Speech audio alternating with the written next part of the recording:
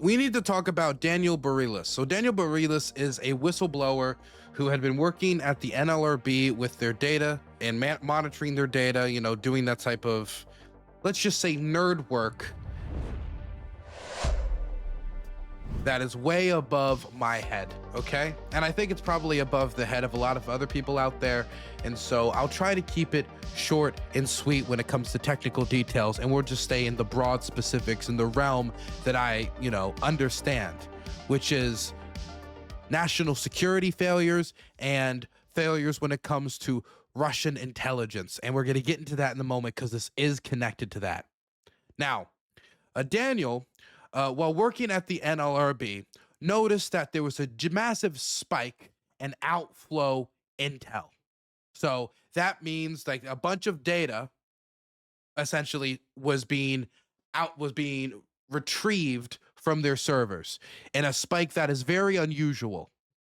And so he goes to monitor this data spike, and what he finds is that Doge, the Department of Government Efficiency, had set up a bunch of accounts in the NLRB system and then logged into those accounts and had been working and rummaging around in the system for about a week and had retrieved a lot of data. What exactly that data is, we don't know. But Daniel says that he could see the spike, he could see that it was unusual, and it was in the same period that they had created these accounts and started rummaging around in the system. Now, here's the interesting thing, right? This right here is not really anything new.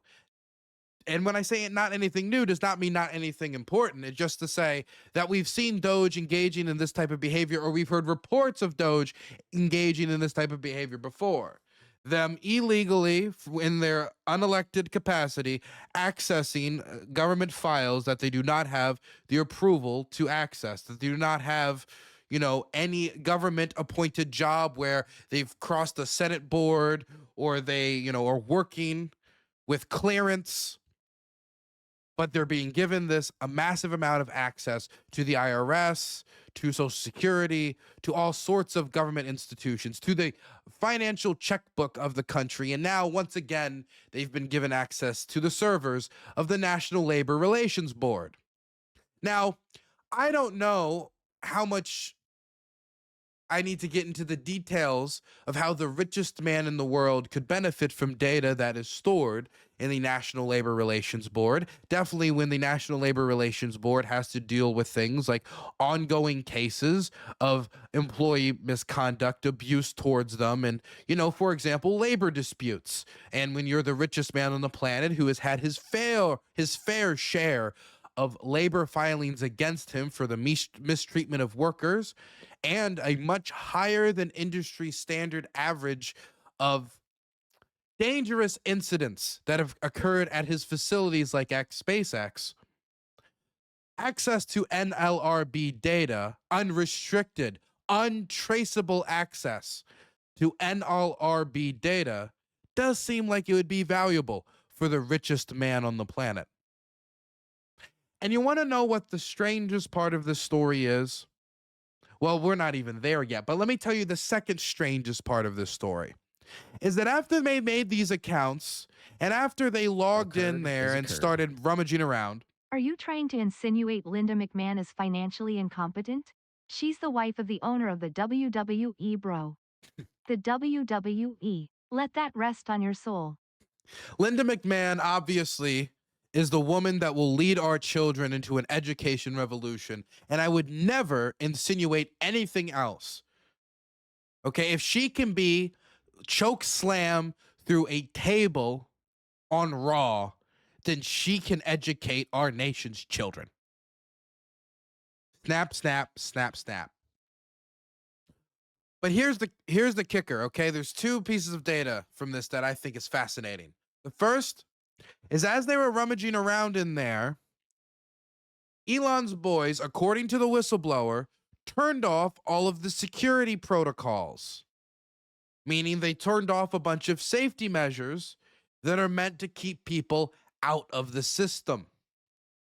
And then, after turning off those safety measures that are supposed to protect the servers of this extremely valuable government resource, as the NLRB is, there were multiple login attempts from Russia, as in geolocated login attempts from the nation of Russia, that they can tell from where these requests are coming from. And there was over 20 of them. Now, none of them ended up succeeding, even though they did try to use some of the accounts that were within Doge, meaning they were using the account data recently created by Doge, the accounts created by Doge, to be in the NLRB, trying to log into Doge from Russia, but they didn't get in, as far as we know, according to the whistleblower. Now, all of this is very, very suspicious. Why? What data are they gathering? Why is this being done in an untransparent manner? Why do they need all these accounts? Why is it so much data? And why are these login attempts happening right after they make these new accounts? And why from Russia?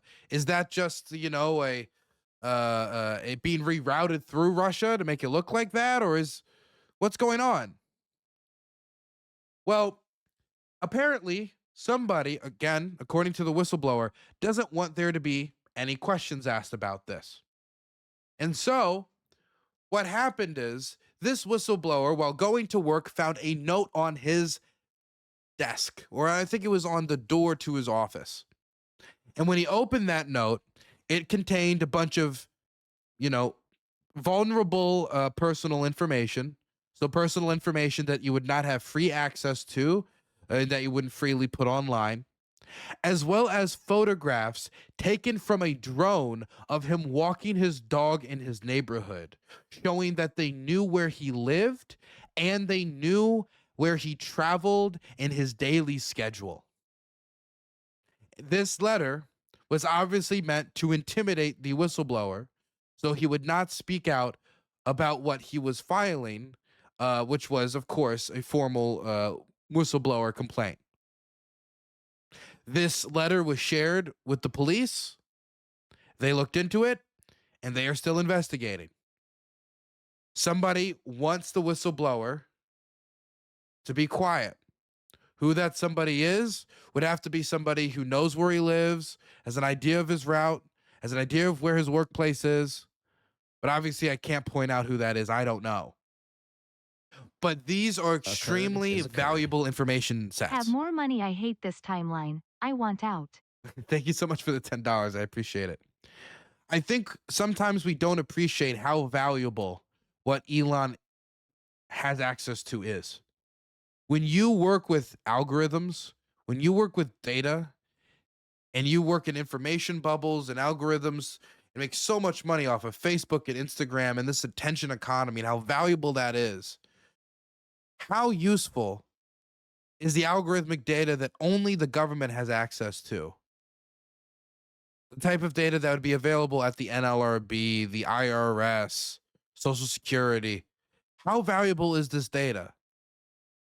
For any number of companies. Hell, I mean, the possibilities are endless how it could be useful for social media companies, for people who are engaged in more criminal enterprises, for people who are engaged in not criminal enterprises. This is extremely valuable information, extremely valuable data, both for the American government and for the people where this government is largely based on top of. A whistleblower wanting to defend that data should be defended. And if he is intimidated, even more so. These types of whistleblowers, the early ones that come out and shout, are ones that you need to make a point of protecting, because if you fail to, that will be setting the tone for the whistleblowers that come next, or the possible future whistleblowers who are considering coming forward next.